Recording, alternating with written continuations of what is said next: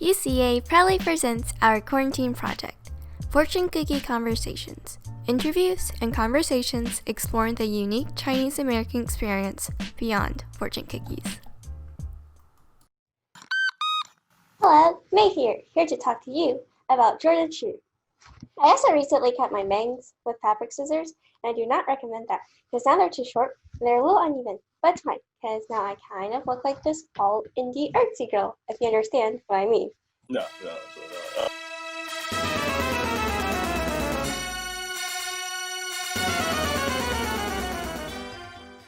It fits our video today perfectly, because Jordan is the guitarist and programmer for the band duo Sales, which falls under the categories of indie pop, indie rock, dream pop, and lo-fi. So if that sounds interesting to you, I highly recommend that you check them out. Though I would be quite surprised how you didn't know them already.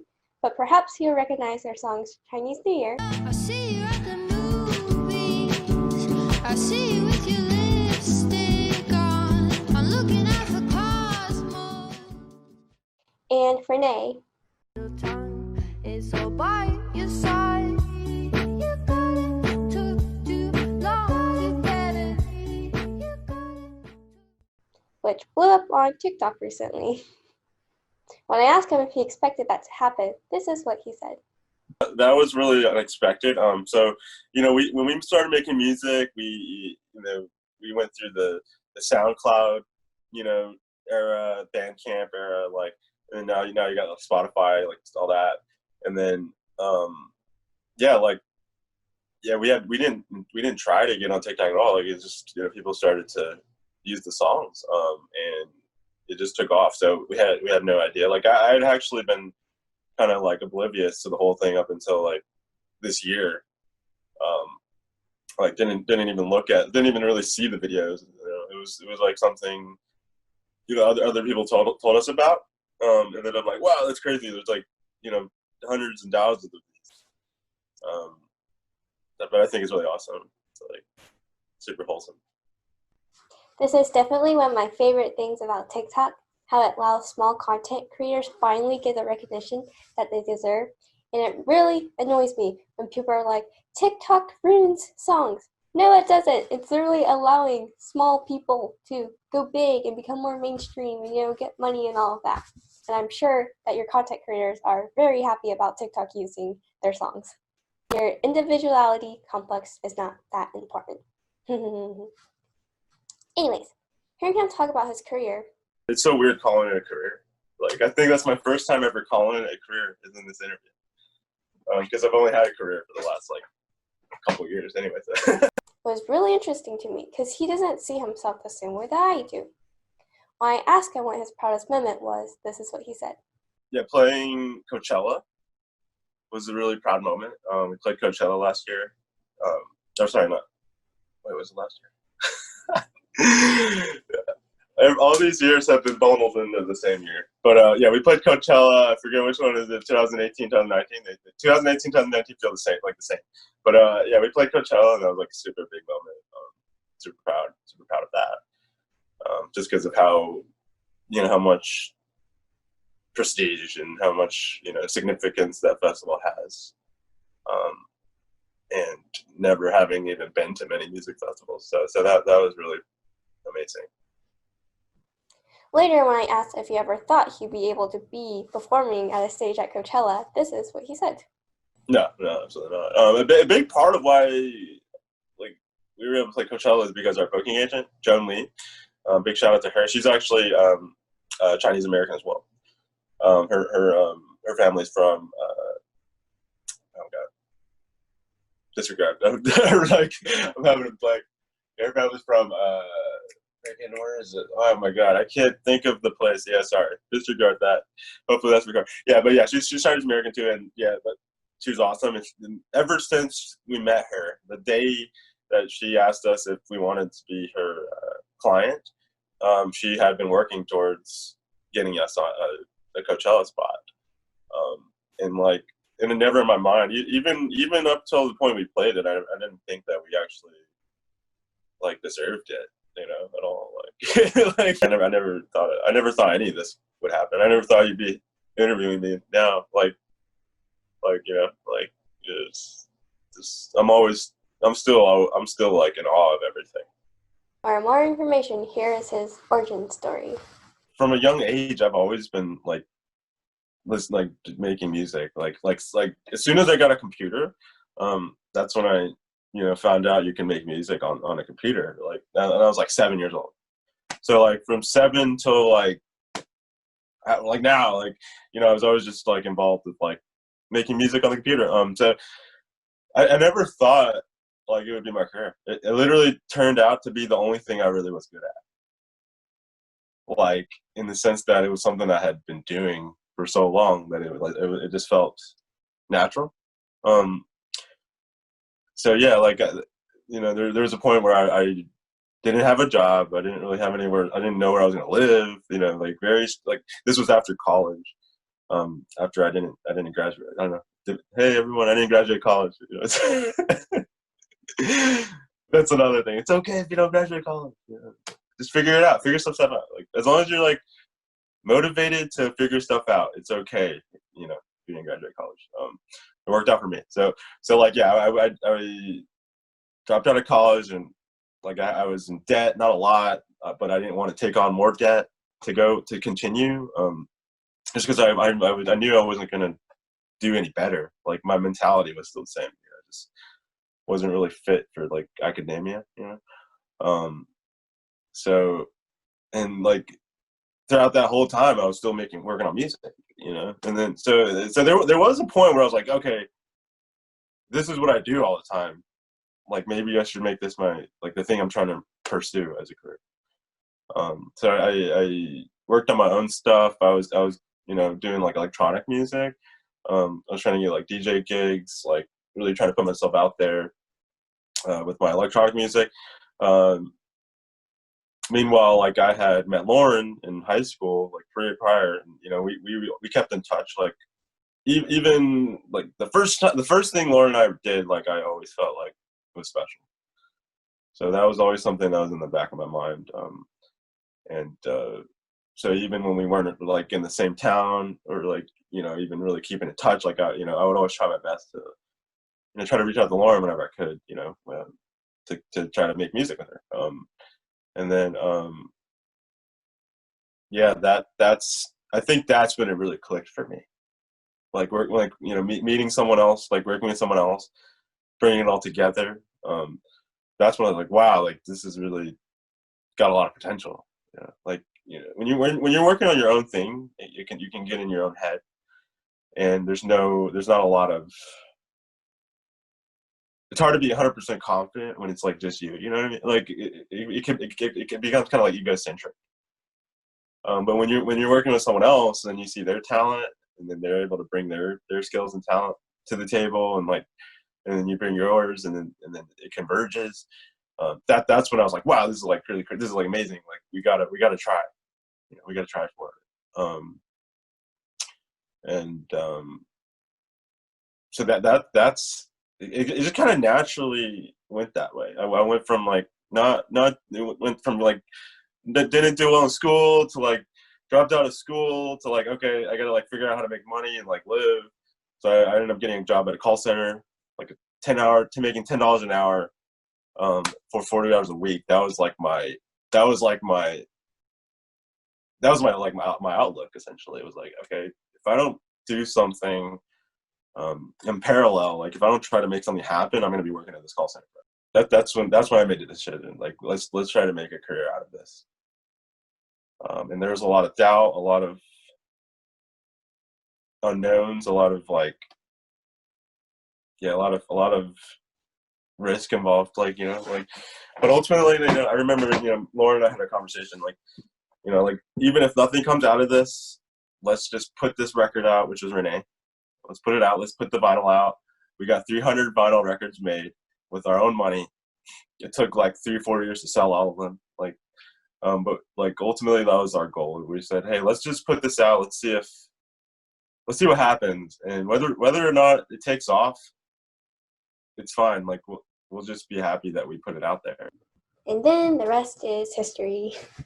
It was really eye-opening hearing him talk about this stuff because I did not start listening to sales until around 2019 when Chinese New Year became really popular.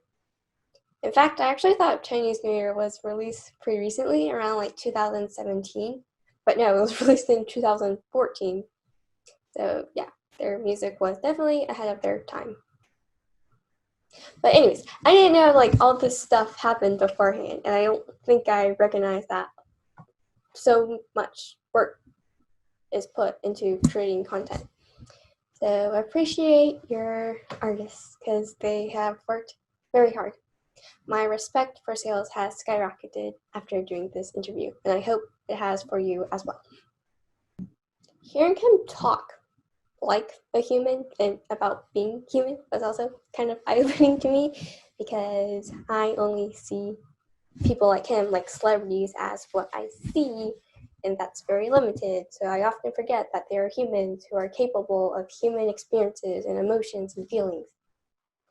I often think they're like robots programmed by the government to give us entertainment. But I don't think Jordan's a robot because his story is very relatable and very, very human, and I don't think robots have the capacity to do this yet, hopefully. Growing up, like, I there wasn't a lot of Asian people where I grew up. I grew up in Port St. Lucie, Florida, which is a really small town already. Not the smallest town, but in terms of an Asian population, there wasn't really any. So I was pretty aware of my identity as a Chinese kid growing up, like from a young age. Unlike you move out to LA or somewhere in California and like you grew up with a bunch of Asian kids and stuff. Like I think I hung out with like one Asian family, the family that my mom actually worked for. She's a waitress. They ran a restaurant and she worked there for like 20 years. So it's really when you're a kid, you're like trying to find like friends, trying to find like a group of people to hang out with, and yeah, there was not a group. Like that's kind of the unfortunate reality of like school, at least when I was growing up. Probably still the same, everybody kind of flocks to the people that look like themselves, and it's just normal. So yeah, there wasn't like a group of Asian or Chinese kids, and what's funny about that is like, as I grew older, like even when there were like groups of Asian kids or Chinese kids, like in college in particular, I didn't feel like I really fit in. Like I never felt like I really fit in like with any group, like so yeah. So that was the tricky part, like even if you did find people that that looked like you, it's not necessarily people you want that you really related to. He also says this in regards to UCA. I was like, this looks like it's for like rich, like business people that actually have real jobs. I was like, You have a job. I know, but it's just funny to me because like I was looking at it because there's like a board of directors. There's like there's all these people that look like they went to Harvard and like Stanford. I didn't even graduate college. It's like, did they know that? It's like, are you guys sure you want to interview someone that didn't even graduate college?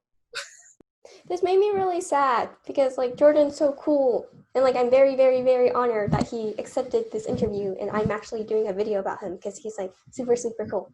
And like UCA stands for United Chinese Americans, and it sounds exactly like what it means, and we accept all Chinese Americans with open arms. I think there's a certain expectation that comes with being a certain ethnicity. So it's very easy to feel like you don't fit in. I don't come from a city with a lot of Chinese Americans. So usually when I go like meet someone who is from an area with a lot of Chinese Americans, and like the thing with my city is like the Chinese Americans here aren't like your typical stereotypical Chinese Americans. So when I go meet someone who's from a place with a lot of that, I feel like I'm not good enough for them. Like I'm not Chinese enough for them. So yeah, that's fun. But just know that if you're dealing with this, that is very common, and you're very valid, and you're still Chinese American. Jordan's experience is definitely a lot more different than what you expect of a Chinese American, and he says he thanks his parents for that. And he says that they were very open-minded and very supportive of him being able to choose music as one of his passions. And the stereotype is that Asian parents hate when you choose to do a liberal arts as your major. And yeah, that's pretty true, at least for me.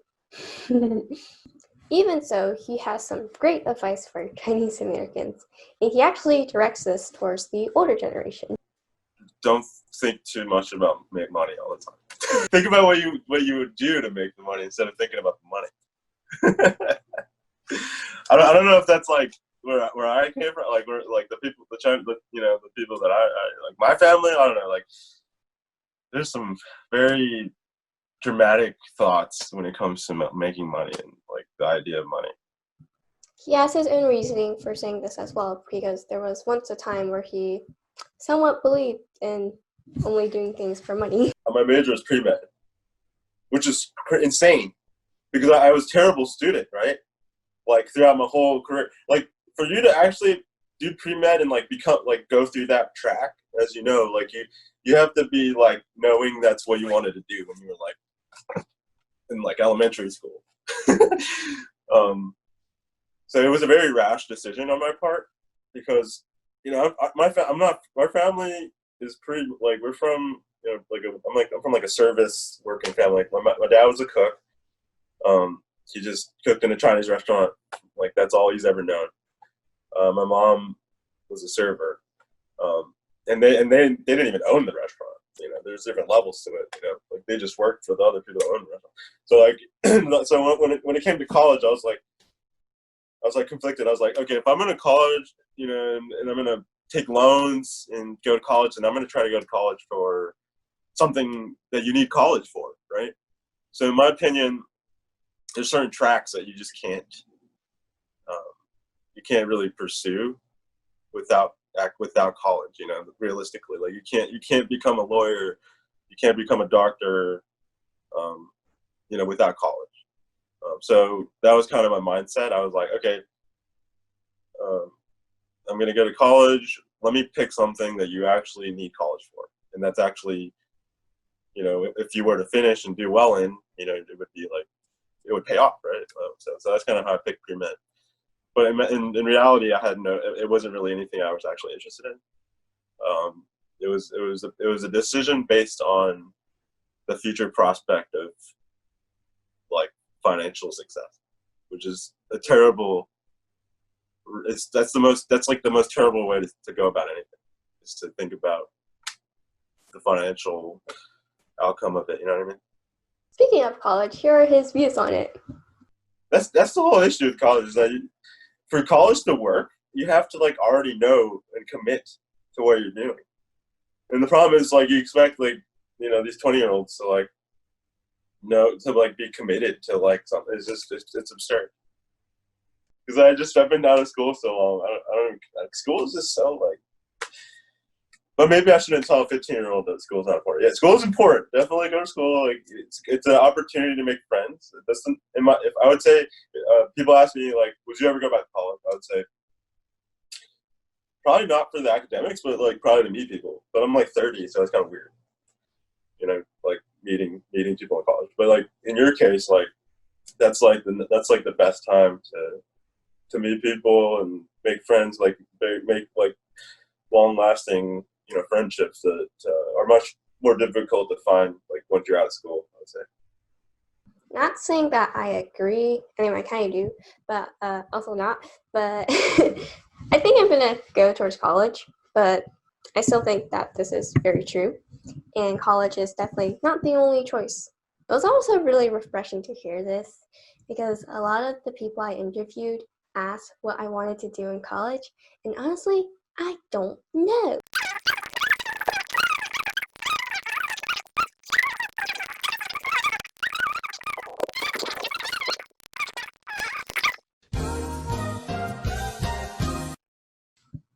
Anyways, hearing him talk about this made me realize how dumb I could be sometimes, because, yeah, I think a lot about money, and I think the Chinese American community in my area does as well.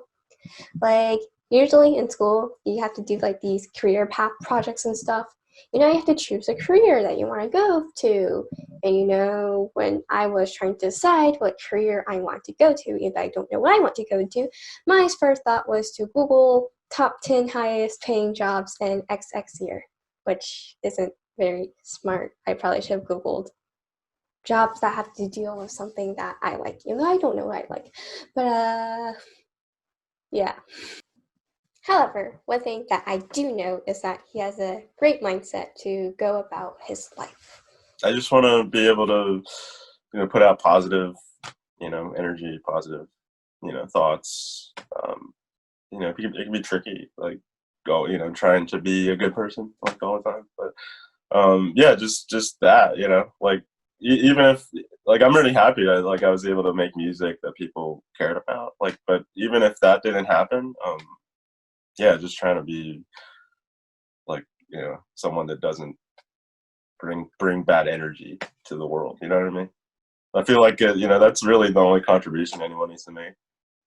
You don't have to do anything big. You just gotta just don't bring any bad energy around. I think this is a good example as to how you should live your life.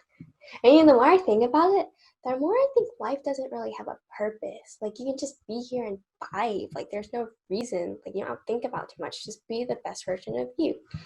Like, life is kind of...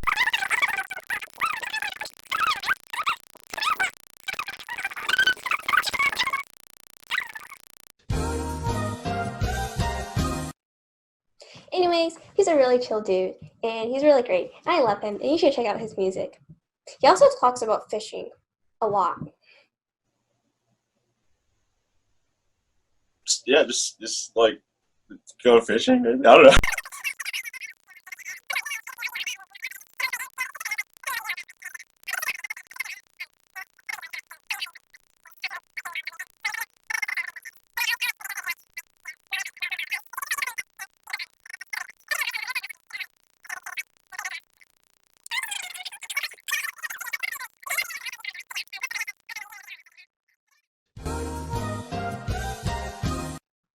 I guess fishing's pretty cool. It looks lame to me, though. I only fish in Animal Crossing. I'm gonna go have another identity crisis now. Whee! Anyways, what are you guys' thoughts?